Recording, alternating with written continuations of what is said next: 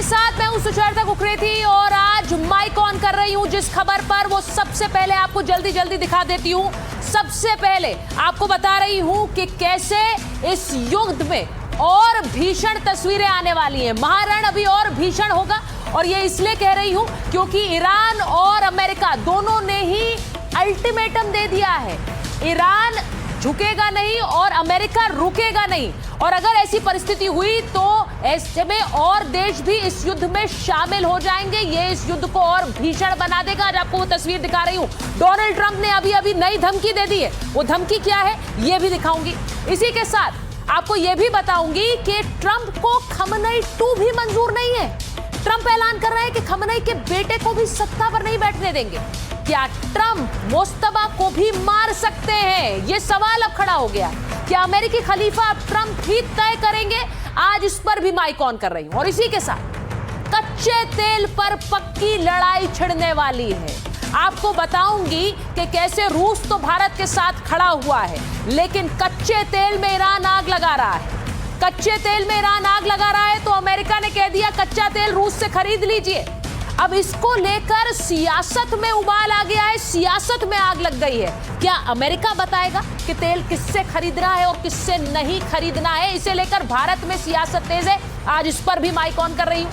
लेकिन सबसे पहले आपको दिखा रही हूं कि कैसे अमेरिका इजराइल वर्सेस ईरान की जंग में शामिल देशों की तादाद लगातार बढ़ रही है। ये रण बहुत भीषण होने वाला है और इसीलिए तस्वीरें व्हाइट हाउस से आ रही है। तस्वीरें व्हाइट हाउस से आई हैं जहां पर डोनाल्ड ट्रंप के लिए प्रार्थना की जा रही है। ये तस्वीर देखिए, डोनाल्ड ट्रंप के लिए प्रार्थना हो रही है कि उन्हें किसी भी तरह की नकारात्मकता से बचाया जाए, उन पर किसी तरह की कोई नकारात्मक शक्ति ना हावी हो। इसके लिए डोनाल्ड ट्रंप के लिए प्रार्थना की जा रही है। अब सोचिए आखिर डोनाल्ड ट्रंप को प्रार्थनाओं की जरूरत क्यों पड़ रही है? ये उनके दफ्तर की तस्वीरें हैं, ओवल ऑफिस की तस्वीरें। इसे फुल फ्रेम दिखाइए। ओवल दफ्तर के अंदर डोनाल्ड ट्रंप के लिए ये प्रार्थना हो रही है। इसका मतलब क्या है?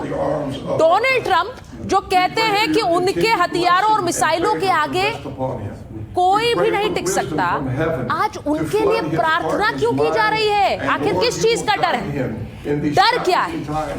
डर मैं आपको दिखाती हूं, क्योंकि आज डोनाल्ड ट्रंप के लिए प्रार्थना हुई तो दूसरी तरफ एक बार फिर से सुप्रीम लीडर खमनई के बंकर पर अमेरिका ने हमला कर दिया। इजराइल ने हमला कर दिया। इजराइल के 50 फाइटर जेट्स ने एक साथ तेहरान में घुसकर खमनई के बंकर पर हमला किया। यह खमनई का बंकर है जिसे ईरान की सेना के अफसर इस्तेमाल कर रहे थे। एक बार फिर इस पर हमला। क्या इजराइल और अमेरिका का डर भी दिखा रहा है? यह मैं क्यों कहती हूं? क्योंकि अमेरिका को अब लग रहा है कि यह जंग और भीषण होगी। देखिए 20 देश युद्ध में शामिल हो चुके हैं अभी इस जंग में, और दूसरी तरफ आप ये भी जानते हैं पड़ोस में अफगानिस्तान पाकिस्तान में भी जंग चल रही है। तो एक तरफ ईरान, इजराइल, अमेरिका इस युद्ध में शामिल है, 20 और देश इस युद्ध में शामिल हो चुके हैं। अफगान और पाकिस्तान में एक तरफ जंग चल रही है। आपको आज बताती हूं ये जंग आने वाले दिनों में क्यों और भीषण होने वाली है। उसके 10 संकेत आपको बताती हूं जिनसे आपको पता चलेगा कि आने वाले समय में ये युद्ध की आग, ये युद्ध की लपटें कैसे बढ़ने वाली है। ट्रंप को प्रार्थनाओं की जरूरत पड़ रही है। वो ट्रंप जो अपने आप को सबसे शक्तिशाली बताते हैं, उन्हें प्रार्थना की जरूरत क्यों पड़ रही है? क्या कोई डर सता रहा है? दूसरा संकेत आपको बताती हूं, ईरान सरेंडर करने को तैयार नहीं है। उनके प्रेसिडेंट पेजेश्किन कह रहे हैं पुराना जखीरा खत्म हो गया, अब नई तकनीक देखेगा अमेरिका और इजराइल।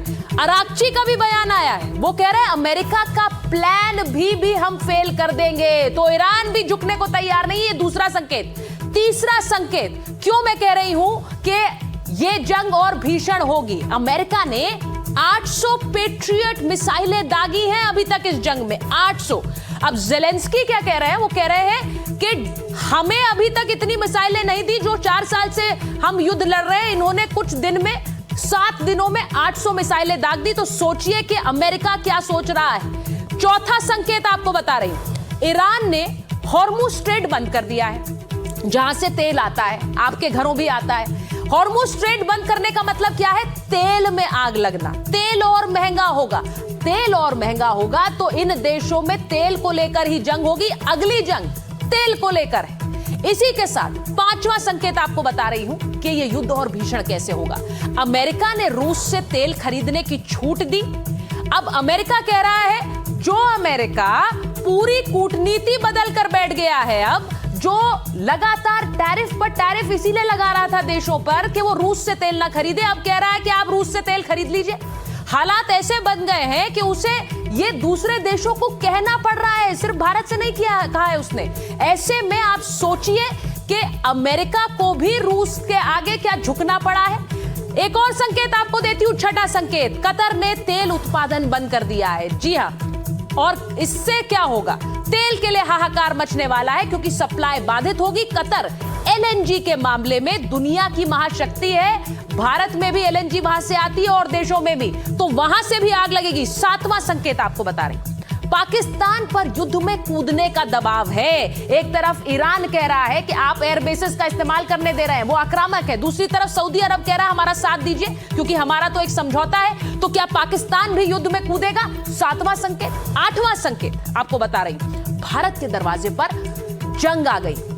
ईरानी युद्धपोत पर जो अटैक हुआ इंटरनेशनल वाटर्स में भले ही हुआ, लेकिन अब ये सब देशों को समझ आ रहा है और भारत को भी कि कितना करीब युद्ध है। इसी के साथ नौवां संकेत आपको बताती हूं, अफगानिस्तान पाकिस्तान में जंग जारी है, ये हमारे पड़ोस में हो रही, ये जंग और भड़केगी तो क्या होगा? पहले ही एक युद्ध तेल को लेकर और अमेरिका इजराइल ने छेड़ा ईरान पर, वो जारी है।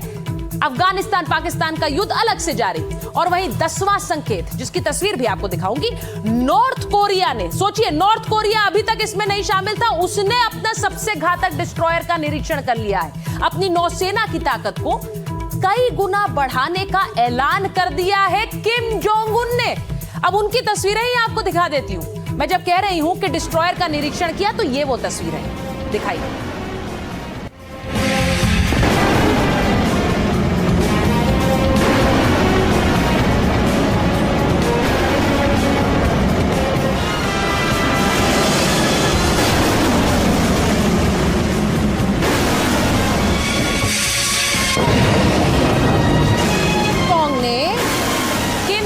हाल ही में अपने सबसे नए और घातक डिस्ट्रॉयर चोईहुआन का लगातार दो दिनों तक निरीक्षण किया है। अब जहाज से क्रूज मिसाइलों का टेस्ट फायर देखा खुद किम जोंग उन ने वहां खड़ा होकर।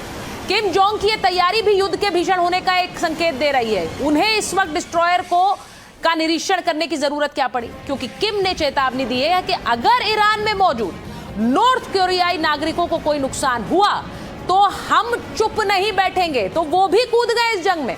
सवाल है कि क्या उत्तर कोरिया जंग के मैदान में उतरने वाला है? वो तैयारी तो कर रहे हैं, क्योंकि ट्रंप के जंगी तेवर में तो जरा भी नरमी नहीं आई है। वो कह रहे हैं कि ईरान को हम छोड़ेंगे नहीं। सोचिए, यहां पर हर कोई अपनी ताकत दिखाने में लगा है और डोनाल्ड ट्रंप जो ये समझ रहे हैं कि युद्ध बड़ा हो गया है, अभी भी नया अल्टीमेटम दे रहे हैं। जरा सुनिए क्या कह रहे हैं Trump. So they have no air force, they have no air defense. All of their airplanes are gone, and they want to fight. And they're calling, they're saying, how do we make a deal? I said, you're being a little bit late, and we want to fight now more than they do. तो आपने सुना कि कैसे Donald Trump कह रहे हैं हमने उनका सब कुछ खत्म कर दिया है, नेतृत्व भी खत्म कर दिया, लेकिन उनके ये कहने के बावजूद भी वो अपनी परमाणु मिसाइल का परीक्षण कर रहे हैं। वो अपने नए हथियार निकालने की बात कर रहे हैं। ट्रंप जब और लड़ने की बात करे तो महायुद्ध के और खतरनाक होने में शक की गुंजाइश कहां है। ईरान के नए खलीफा के चुनाव पर भी उन्होंने बयान दे दिया है, जिससे ईरान नाराज है। डोनाल्ड ट्रंप क्या कह रहे हैं आपको ये बताती हूं।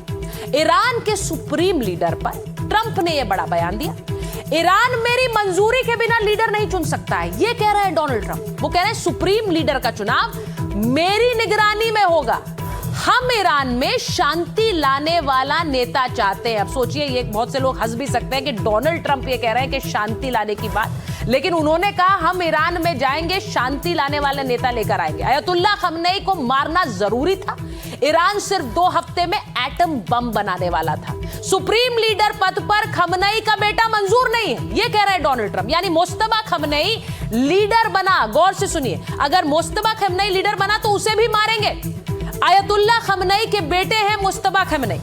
अब रेवोल्यूशनरी गार्ड से मुस्तफा खमनेई के अच्छे संबंध हैं। सुप्रीम लीडर की रेस में वो सबसे आगे है, लेकिन डोनाल्ड ट्रंप ने कह दिया हमें मंजूर नहीं है, हम उन्हें भी मारेंगे अगर उन्हें बनाया।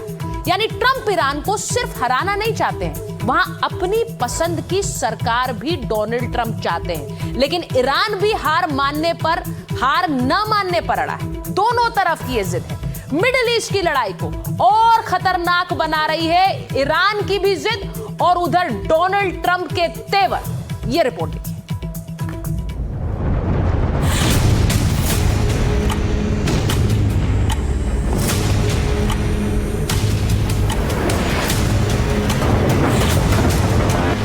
युद्ध पर रोज करीब 7,000 करोड़ रुपए खर्च कर रहा अमेरिका ईरान को मात करने की जिद पर अड़ा है। लेकिन ईरान पूरी ताकत से मैदान में डटा है। इसी जिद ने महायुद्ध का दायरा बढ़ा दिया है, इसे और भीषण बना दिया है।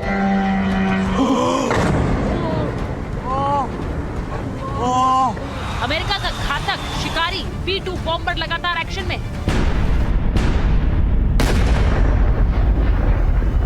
ईरान को दहलाने के लिए अमेरिका ने प्योर स्टेल्थ B-2 बॉम्बर से जोरदार हमला किया।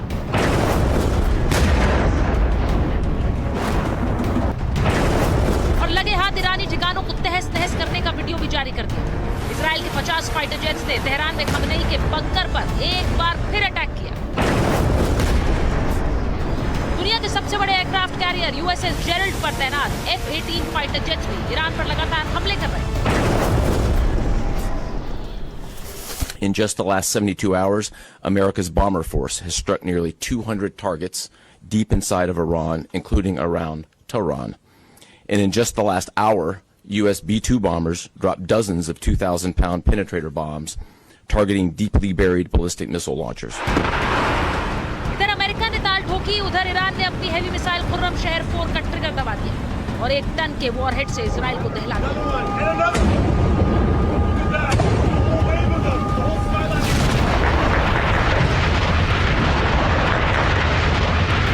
ईरान ने मिसाइलों का मुंह बहरीन की तरफ भी मोड़ा और वहां की सबसे बड़ी ऑयल रिफाइनरी खाक हो गई।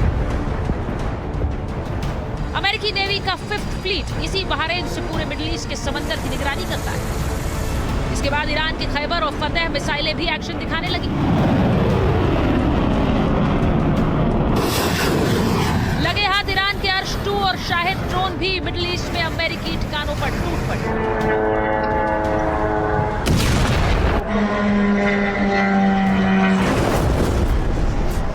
इससे पहले तेल अवीव पर क्लस्टर बम से हमला कर ईरान ने बता दिया कि अमेरिका और इजराइल की संयुक्त शक्ति को जवाब देने में वो जरा भी पीछे नहीं हटेगा। ईरान के राष्ट्रपति पेजेश्किन कह रहे हैं कि उनके देश ने अब तक सिर्फ कबाड़ हो चुकी मिसाइलें दागी हैं, असली हमला तो अभी शुरू होगा। अमेरिका की जंग वाली जिद और ईरान का संकल्प बता रहा है युद्ध का दायरा और विभीषिका दोनों बढ़ने वाले।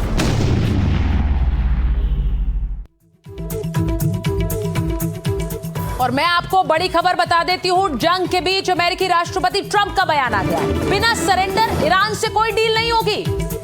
डोनाल्ड ट्रंप कह रहे हैं ईरान की भलाई इसी में है कि वो सरेंडर कर दे। अब सरेंडर का क्या मतलब है? यानी वो हथियार डाल दे और वो कह ले कि अमेरिका के आगे हम सरेंडर कर चुके हैं, हम कोई हथियार नहीं चलाएंगे, हम इस जंग को और नहीं बढ़ाएंगे।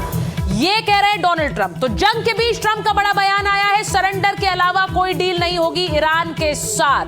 तो ये बड़ा बयान डोनाल्ड ट्रंप का आ रहा है।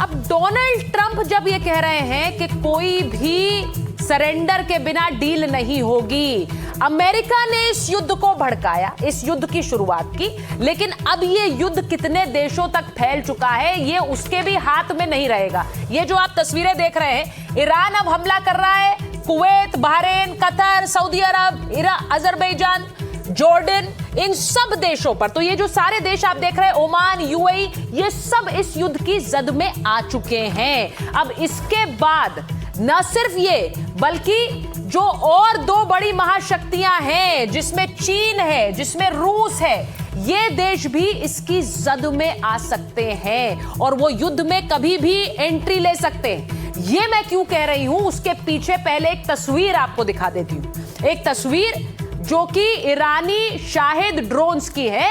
वो आपको दिखाती हूं। इन शाहिद ड्रोन्स का इस्तेमाल लगातार कर रहा है ईरान, और ये ईरान की सबसे बड़ी शक्ति बनी हुई है। अब अमेरिका जो है वो 18 लाख के ड्रोन को मारने के लिए 37 करोड़ की मिसाइल का इस्तेमाल कर रहा है। जरा सोचिए, 37 करोड़ की मिसाइल को उतार रहा है 18 लाख के ड्रोन से लड़ने के लिए। नुकसान किसका है? नुकसान अमेरिका का हो रहा है। लेकिन इसीलिए डोनाल्ड ट्रंप ने मदद मांगी है ज़ेलेंस्की से। आपको बताती हूं कि ये ड्रोन्स कैसे वजह बन गए रूस और चीन के एंट्री लेने की। रूस और चीन भी इस जंग में उतर सकते हैं, वो भी आपको बताती हूं। जरा आपको दिखाती हूं कि कैसे रूस और चीन इस युद्ध में कूदेंगे, क्योंकि ईरान के ड्रोन हमलों ने अमेरिका की चिंता बढ़ा दी। जैसा मैंने आपको कहा, 37 करोड़ की मिसाइल का इस्तेमाल किया जा रहा है 18 लाख के ड्रोन को गिराने के लिए। अब ईरान के ड्रोन्स के चक्कर में जंग के बीच यूक्रेन के राष्ट्रपति ज़ेलेंस्की का बड़ा दावा आया। अमेरिका ने ईरानी ड्रोन से बचाने में हमारी मदद मांगी। वो क्यों मदद मांग रहे हैं? क्योंकि उनको अब ये अनुभव हो गया है कि इन ईरानी ड्रोन्स को कैसे टैकल करना है। इसीलिए यूक्रेन ने विशेषज्ञों की एक टीम भेजने का फैसला किया। सवाल यह है कि क्या मदद करके युद्ध में शामिल खुद भी यूक्रेन हो रहा है? आप सोचिए, एक और देश की एंट्री हो जाएगी, यूक्रेन भी इस जंग में शामिल हो जाएगा अगर वो ये मदद पहुंचाएगा, क्योंकि वो अपनी टीम भेज रहा है अमेरिका की मदद करने के लिए। अगर ज़ेलेंस्की मदद करेंगे तो क्या रूस चीन भी आगे आएंगे? क्योंकि ज़ेलेंस्की तो एक जंग लड़ रहे हैं पुतिन के साथ। युद्ध शुरू होते चीन रूस ने ईरान का समर्थन खुलकर कर दिया। ईरान ने जंग के बीच चीन के लिए हॉर्मुज स्ट्रेट खोल रखा है, और किसी के लिए नहीं। लेकिन ईरान ने कहा चीन के जहाज हम जाने देंगे, तो ये चीन का समर्थन है। चीन क्या जवाब में समर्थन में जंग में उतरेगा? क्या रूस चीन ईरान को मजबूत बनाने में भूमिका निभा रहे हैं? तो जब मैंने कहा 2 और देश उतर सकते हैं, तो क्या रूस और चीन इस जंग में उतर सकते हैं? इसके बारे में भी सोचिए, क्योंकि ज़ेलेंस्की इस जंग में शामिल हो गए हैं। तो ये भी बड़ी बात है। ये तो आपने तस्वीर देख ली, लेकिन मैं एक बड़ी खबर भी आपको बताऊं। मिडिल ईस्ट में जंग को लेकर जो अमेरिकी अधिकारी हैं, उनका भी बड़ा दावा आया है। ईरान को खुफिया जानकारियां मुहैया करा रहा है रूस। मिडिल ईस्ट में अमेरिकी युद्धपोतों और विमानों की तैनाती की तैयारियां जो हो रही हैं, उसकी जानकारी रूस दे रहा है। अब अमेरिका ये रूस पर हम सीधा आरोप लगा रहा है कि वो सारी इंटेलिजेंस इनपुट ईरान को दे रहा है। इसका मतलब क्या है? डोनाल्ड ट्रंप जो पहले से ही पुतिन पर आक्रामक है, वो और नाराजगी उनकी बढ़ सकती है, क्योंकि वो कह रहे हैं कि अमेरिकी जो सुरक्षा बल है उन पर हमले में ईरान की मदद तो रूस कर रहा है, पर्दे के पीछे से रूसी मदद से ही ये लड़ाई और भड़क रही है। तो डोनाल्ड ट्रंप का क्या अगला टारगेट पुतिन भी हो सकते हैं? वो बहुत सोच समझकर ऐसा कोई फैसला लेंगे, लेकिन उन्होंने ये अपनी मंशा जाहिर कर दी है। वो कह रहे हैं कि ये इंटेलिजेंस इनपुट से हमारे लोग मारे जा रहे हैं। यूक्रेन का अमेरिकी मदद का बदला ले रहा रूस। अब हालात अब किस तरफ इशारा कर रहे हैं, जरा सोचिए, आप खुद सोचिए। युद्ध के महाभीषण होने का खतरा कितना बड़ा है, इसका भी अंदाजा लगा लीजिए। क्योंकि भारत का इस युद्ध से दूर दूर तक नाता तो नहीं है, लेकिन असर जब इतने देशों पर पड़ रहा है, तो क्या यह हो सकता है कि भारत पर इसका असर ना पड़े? गृह मंत्रालय पहले ही कह चुका है, हम अप्रभावित नहीं रहेंगे। अब रक्षा मंत्री राजनाथ सिंह ने आज इसका एक बड़ा इशारा कर दिया। उन्होंने क्या कहा है, जरा वो सुनिए। पुराने विचार, पुराने ग्लोबल ऑर्डर, पुरानी बिलीफ्स तेजी से बदल रही हैं, और यही वह अनसर्टेनिटीज हैं जिन्हें हमें समझना होगा। और अभी चल रही मिडिल ईस्ट की स्थिति, इसका मैं मानता हूं कि एक ज्वलंत उदाहरण है। आज जो वहां हो रहा है वह बहुत ही असामान्य है। आगे चलकर मिडिल ईस्ट में या हमारे पड़ोस में परिस्थितियां किस दिशा में जाएंगी, इस पर अभी कोई कॉन्क्रीट प्रेडिक्शन करना कठिन है। राजनाथ सिंह कह रहे हैं कि युद्ध में परिस्थितियां किस ओर जाएंगी, ये कुछ नहीं कहा जा सकता। अब इस बयान का सीधा मतलब यह है कि जब पूरी दुनिया इस युद्ध से प्रभावित हो रही है, तो भारत भी अप्रभावित नहीं रहेगा। भारत पर असर कैसे पड़ रहा है इस युद्ध का, जरा ये भी देखिए। जंग की वजह से, अब जंग की वजह से जो IRGC है, रेवोल्यूशनरी गार्ड है, उन्होंने हॉर्मुज स्ट्रेट बंद कर दिया है। हमने आपको बताया वो संकरी समुद्री रास्ता जो कि यहां पर अरेबियन सागर से जोड़ता है, ये जो संकरी समुद्री रास्ता है, इस पर ईरान का कब्जा रहता है और ईरान ने इसे बंद कर दिया है। भारत में गैस और तेल का संकट इससे गहरा सकता है। होर्मुज़ स्ट्रेट के रास्ते तेल आयात भारत भी करता है, बहुत से देश करते हैं, और जो जरूरत का 85% कच्चा तेल है वो इसी रास्ते से आता है। होर्मुज़ बंद होने से जहाज यहां से निकल नहीं सकते हैं। अब अगर कतर से भी LPG इसी रास्ते से आती है, कतर ने सप्लाई रोक दी है, तो नुकसान किसका होगा? उससे भारत का भी नुकसान होगा। खाद बनाने वाली अमोनिया सल्फर पर भी असर होगा, क्योंकि वो भी यहां से आता है। सैकड़ों जहाज दुबई और कुवैत के पास समुद्र में इस वक्त भी, जब मैं आपसे बात कर रही हूं, खड़े हुए हैं। सप्लाई बहाल होने के लिए रास्ता खुलने का इंतजार किया जा रहा है, लेकिन पता नहीं है कब खुलेगा। अब भारत में भी बहुत से लोग, आप भी चर्चा घर में करते होंगे कि क्या तेल के दाम बढ़ने वाले हैं? जी हां, बढ़ेंगे। कहां तक पहुंचेंगे नहीं पता है, लेकिन भारत में 25 दिनों का तेल भंडार मौजूद है, ऐसा रिपोर्ट्स कहती हैं। हालांकि IRGC के ताजा बयान से उम्मीदें जागी हैं। वो कह रहा है कि केवल अमेरिका, इजराइल, यूरोप, उनके सहयोगियों के लिए होर्मुज़ बंद है। होर्मुज़ स्ट्रेट बंद होने से तेल का संकट गहरा सकता है, ये आप सब जानते हैं, लेकिन सीधे सीधे ये नहीं कहा है कि अब भारत की जो सप्लाई चेन है उस पर असर पड़ेगा। रूस भारत के लिए सामने आया है। रूस ने कहा है कि वो भारत को तेल सप्लाई करेगा, कच्चा तेल। तो रूस से हम तेल खरीद सकते हैं, लेकिन इस बीच जो अमेरिका का एक बयान आया, उस बयान से भारत में सियासी राजनीति में आग लगी। रूस से तेल खरीदने पर भारत पर 25% एक्स्ट्रा टैरिफ लगाया था, आपको याद है, लेकिन अब अमेरिका कह रहा है कि भारत तेल खरीद सकता है। भारत तेल खरीद सकता है। अमेरिका तो ये नहीं बताएगा कि कौन तेल खरीदेगा, लेकिन भारत में इसको लेकर राजनीति जरूर भड़क गई है। कांग्रेस नेता इस पर चुटकी भी ले रहे हैं, आक्रामक भी है। वो कह रहे हैं कि अमेरिका हमें बताएगा कि तेल कौन खरीदेगा। जरा सुनिए क्या कह रहे हैं, वो भी तस्वीर आपको दिखाती हूं। ये जयराम रमेश ने ट्वीट किया, भारत सरकार पर सीधा आरोप लगाया। भारत की विदेश नीति पर आक्रामक है देश का विपक्ष। वो कह रहा है कि अमेरिका के इशारे पर भारत चल रहा है। अब पुतिन और ट्रंप के बीच फंस कर रह गया है भारत। इस सब पर राजनीति तेज है, तो मैं इसीलिए आज ये तस्वीर भी आपको दिखा रही हूं, लेकिन इस पर कुछ सवाल भी पूछ रही हूं। मेरे साथ जो मेहमान मेरे जुड़ रहे हैं, आपको बता दूं, शाजिया इल्मी जी हमारे साथ हैं, बीजेपी की राष्ट्रीय प्रवक्ता हैं। हमारे साथ चरण सिंह सापरा जी हैं, कांग्रेस के प्रवक्ता हैं। आप देख रहे हैं मेजर जनरल के सिन्हा को। सर जय हिंद। और एम्बेसडर वोरा हमारे साथ जुड़ रहे हैं। जय हिंद सर। और मैं सबसे पहले इसी पर बात कर रही हूँ। शाजिया जी, जरा बताइए देश को कि क्या अब अमेरिका तय करेगा कि हमें तेल कहां से खरीदना है? उसने बता दिया अब हम तेल खरीद सकते हैं रूस से। आदाब सुचरिता जी, आपको भी प्रणाम भी, और जो भी पैनलिस्ट बैठे हैं और जो भी हमारे दर्शक जो देख रहे हैं आपके इतने शानदार एंकरिंग को और इस बेहतरीन चैनल को। सबसे पहले मैं सबको ये आश्वासन देना चाहूँगी कि भारत के पास पर्याप्त तेल भंडार हैं। 250 मिलियन बैरल से अधिक तेल और पेट्रोलियम उत्पाद का स्टॉक ऑलरेडी है, और ये माना जा रहा है कि 7 से 8 हफ्तों की पूरी आपूर्ति के बराबर है। तो ये स्टॉक अलग अलग जगहों पर भी है, तो यानी कि वो सेफ है, क्योंकि जो स्ट्रेटेजिक रिजर्व्स हैं वहाँ पे है। बड़े तेल के टैंक्स हैं, पाइपलाइंस हैं, पोर्ट्स हैं, बंदरगाह है, समंदर से जो आ रहे हैं तेल के जहाज़ हैं। और अभी आपने होर्मुज़ का जिक्र किया, बहुत ज़रूरी है जो आप जिक्र कर रही हैं और अवगत करा रही हैं क्या क्या ख़तरा हो सकता है और क्या क्या डरने की इम्कानात हैं। लेकिन मैं आपको ये भी बता दूं कि ये एक बार जल्दी से ख़त्म हो जाए स्टॉक हमारा, ऐसा नहीं है। एक शानदार सुरक्षा कवच की तरह हमारी एनर्जी सिक्योरिटी की सिचुएशन है। भारत सिर्फ एक रास्ते, एक देश पर निर्भर नहीं है। अब तक 6 कॉन्टिनेंट से बात हुई है और 40 देशों से तेल खरीदना हमारा हो सकता है, और हमने जिनके साथ हमारे अच्छे रिश्ते रहे हैं। तो अगर होर्मुज़ स्ट्रेट में समस्या हो जाती है तो भारत ने ऑलरेडी इस सेफ्टी को लेकर बात भी की है, कई ऑल्टरनेटिव्स ढूंढे हैं। और दूसरे शाजिया जी, ये तो बहुत अच्छी बात है कि आप देश के लोगों को आश्वस्त कर रही है, लेकिन सियासत इस बात पर नहीं। सियासत उस बात पर है कि अमेरिका कह रहा है कि 1 महीने तक छूट दे दी हमने भारत को कि आप तेल खरीद लीजिए रूस से। अमेरिका छूट देगा अब हमें? क्या हम क्या उसकी छूट का इंतजार कर रहे थे?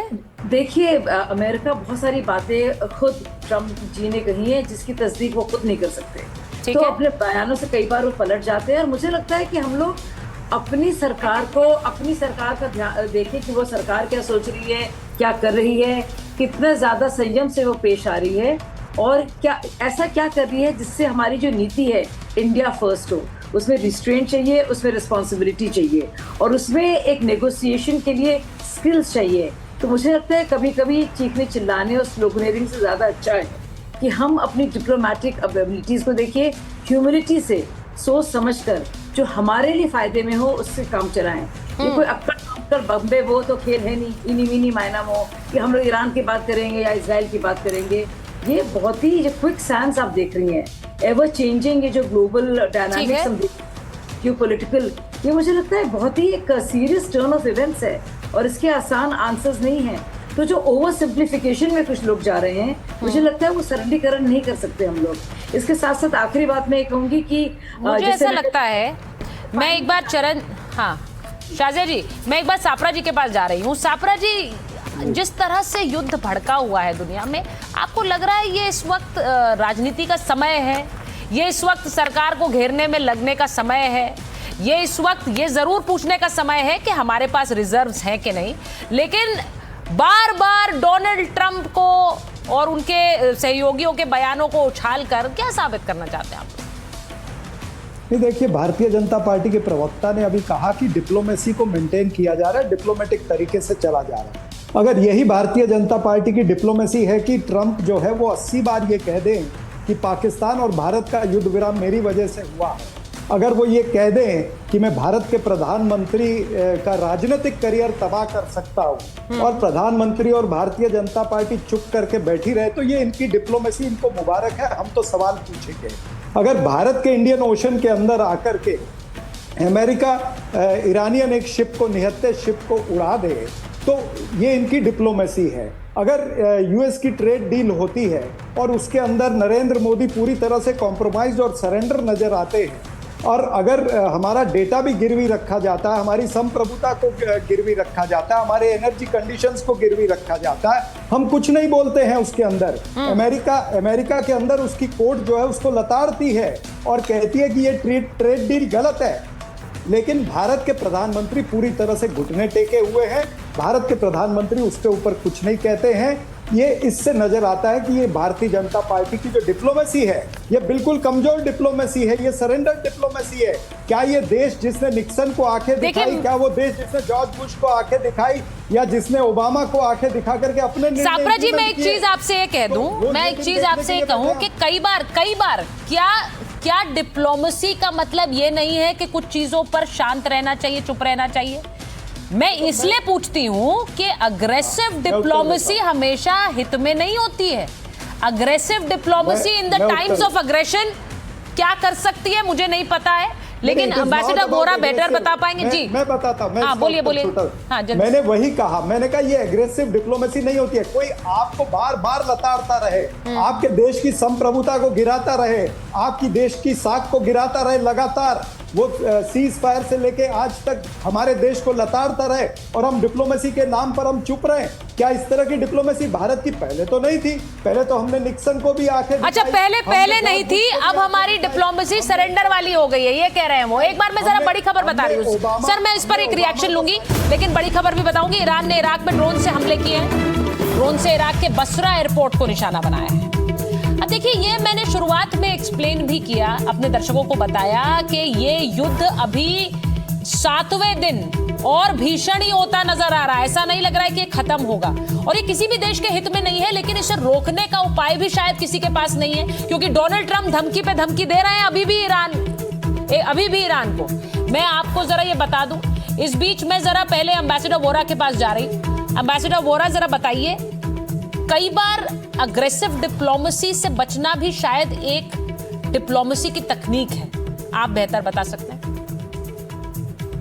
बहुत बहुत धन्यवाद। आपके साथ जब होता हूँ बहुत कुछ सीखता हूँ, बहुत कुछ आपसे पर्सनली। यू आर ब्रिलियंट, आपने बहुत अच्छी तरह से समझाया है।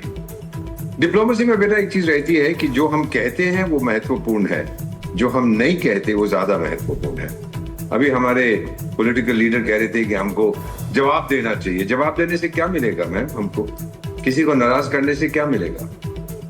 हमारे संबंध उनके साथ बिगड़ेंगे। दुनिया का सबसे शक्तिशाली देश है, खामोश रहिए। कहता है कहने दीजिए, मेरा क्या जाता है। कई बार घर में भी जब झगड़ा होता है तो माँ, दोनों बच्चों के बीच में झगड़ा होता है, माँ कुछ नहीं कहती, खामोश रहती है। सो सर, जो हमारी डिप्लोमेसी है इट्स वेरी इफेक्टिव। और मैं एक चीज आपको और बता देता हूँ, इसने अभी जो 1 महीने की छूट दी है, 1 महीना क्यों, 2 महीने क्यों नहीं, 4 महीने क्यों नहीं, मैं बता देता हूँ क्यों। आपको मालूम है सर कि दुनिया का top 2 exporters of refined oil में से दूसरा देश कौन सा है सर? उसका नाम भारत है। We are the second largest exporter of refined oil. हम क्रूड ऑयल लाते हैं, उसको रिफाइन करके एक्सपोर्ट करते हैं। कहाँ जाता है ये? अमेरिका को जाता है, यूरोप को जाता है, सिंगापुर को जाता है, ऑस्ट्रेलिया को जाता है। अमेरिका को भी अब डर है कि जो क्रूड ऑयल जो भारत रिफाइन करके बेचता है, अगर उस पर इन्होंने रोक लगाने की कोशिश की तो अमेरिका को ही ज्यादा नुकसान होगा।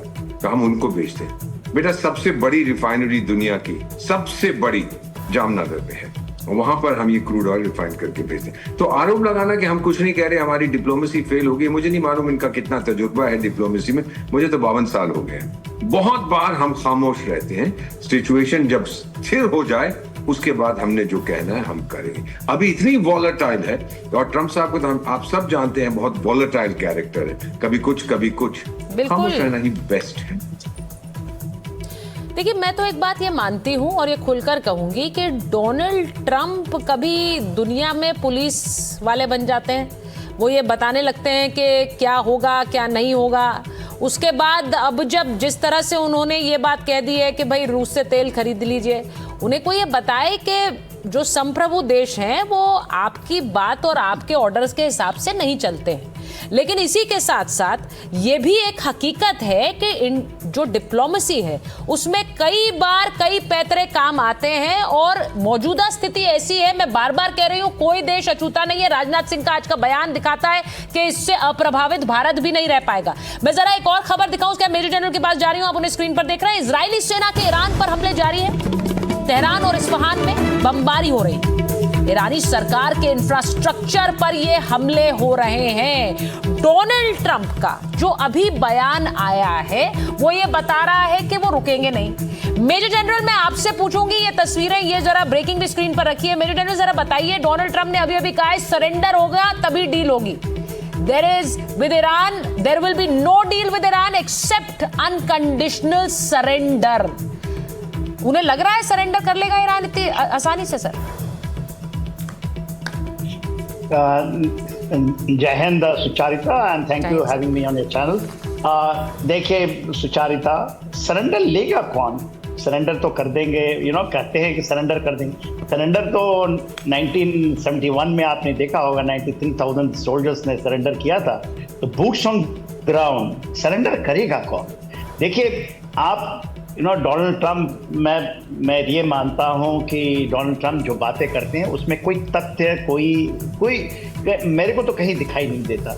स्ट्रैटेजिक मिस्टेक्स बहुत ज़्यादा है, और बहुत ज़्यादा है।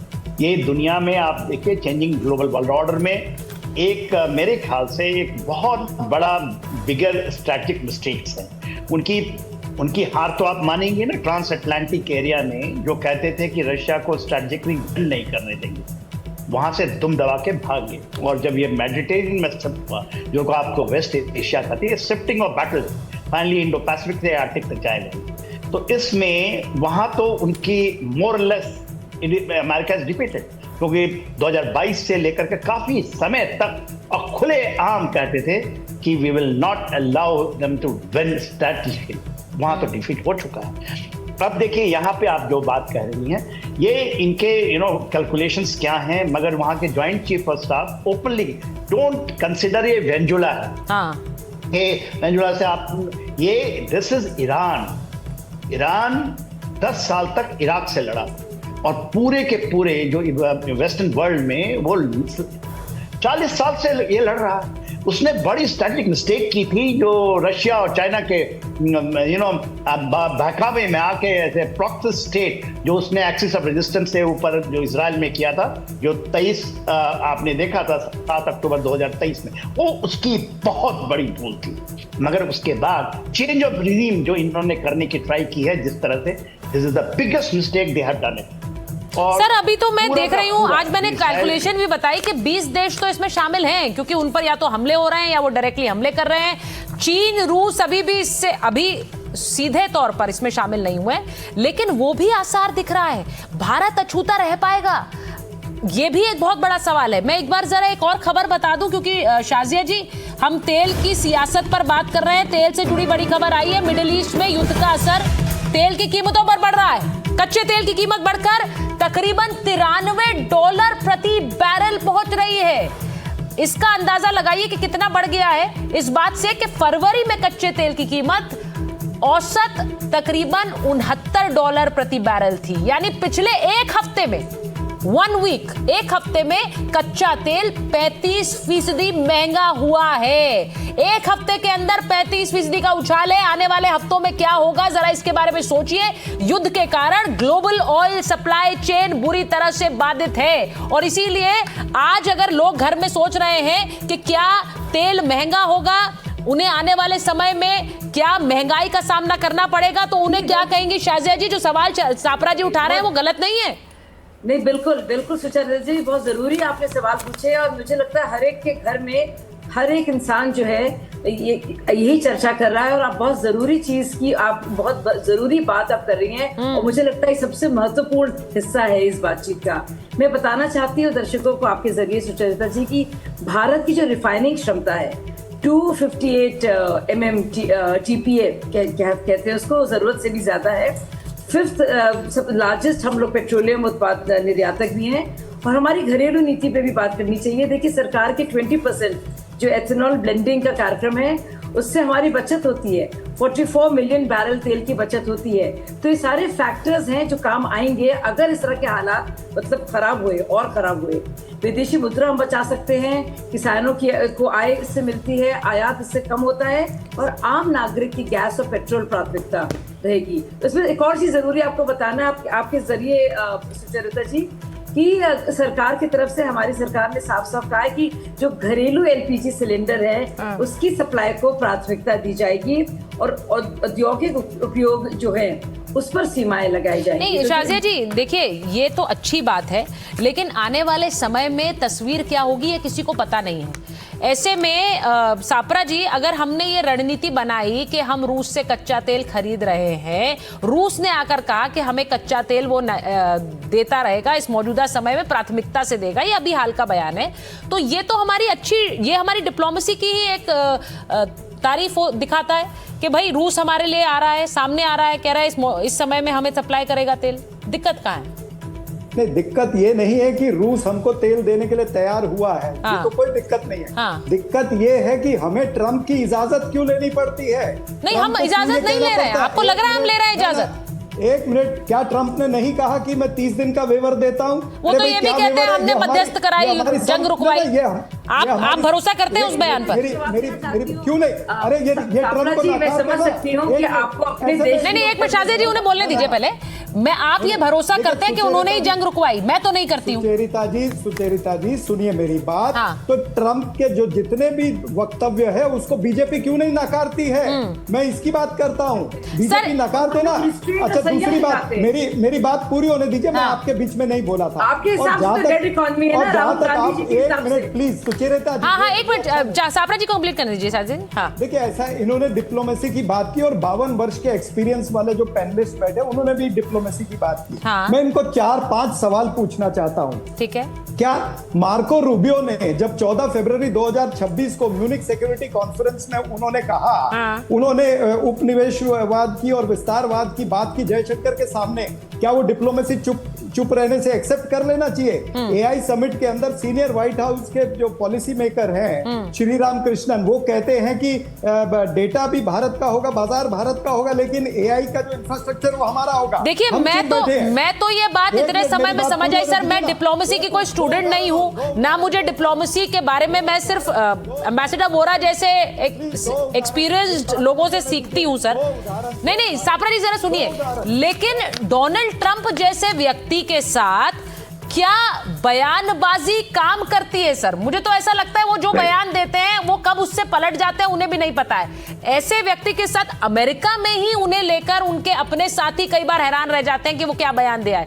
ऐसे में उनके साथ इस ऐसी बयानबाजी में एंगेज करना, मुझे लगता है ये तो अब हम भी समझने लग गए हैं, आम लोग समझने लग गए हैं कि उससे बचकर आगे एक रास्ता निकालना चाहिए। क्या करेंगे आप बताइए? एम्बेसडर वोरा। जी, मुझसे पूछा आपने? जी जी जी सर। हाँ मैम, आपने खुद ही जवाब दे दिया था उसका कि डिप्लोमेसी के जरिए आगे का रास्ता निकालना है। पहले तो ये जंग रुकेगी, हाँ। तब कुछ आगे हम बढ़ेंगे। और दूसरी चीज जो इराक में हुआ था, ईरान में इतनी तबाही हुई है, उसके पैसे कौन देगा? ट्रम्प साहब ने कहा है ना, सरेंडर चाहिए, जैसा इराक ने किया था। हाँ। तो अमेरिकन कंपनीज ने आके उसके तेल को कंट्रोल करके बेच के फिर रिकंस्ट्रक्शन किया। ईरान में कौन करेगा? जो अरबों डॉलर का नुकसान हुआ है, कौन देगा? वो ईरान तो नहीं देगा। तो वो सरेंडर की बात कर रहा है कि फिर अमेरिकन कंपनी जाएंगी, जैसे पहले होती थी वहां पर अमेरिकन के शाह के टाइम में, जाके रिकंस्ट्रक्शन करेंगी, तेल बेचेंगी। ये सारा खेल जो स्ट्रेट ऑफ हॉर्मुज की बात की आपने मैडम, वो बंद नहीं हुआ है ना। ईरान कुछ कर सकता है। अमेरिकन नेवी ने कहा है कोई जाना चाहता है स्ट्रेट ऑफ हॉर्मुज में तो अमेरिकन नेवी आपको सपोर्ट करेगी, प्रोटेक्ट करेगी। यानी स्ट्रेट ऑफ हॉर्मुज भी अब अमेरिका की अमानत बन गई है। नहीं सर, सारी एनर्जी सर ये होगा, मुझे लगता है यहां से युद्ध और भीषण होगा क्योंकि अमेरिका प्रोटेक्शन देगा। अमेरिका प्रोटेक्शन का हाथ कब हटा लेगा? अमेरिका पहले खुद अपने हितों को बचाए, ये जरूरी है, क्योंकि इस वक्त अमेरिका खुद शायद एक मिस कैलकुलेशन से जूझ रहा है, क्योंकि डोनाल्ड ट्रंप कहते थे कि 4 हफ्ते के अंदर वो जंग खत्म कर देंगे। वो अब कह रहे हैं हम लंबी लड़ाई के लिए तैयार हैं। तो ये संकेत दुनिया के देशों के लिए अच्छे नहीं हैं, इसको समझना जरूरी होगा। बहुत बहुत धन्यवाद आप सबका जुड़ने।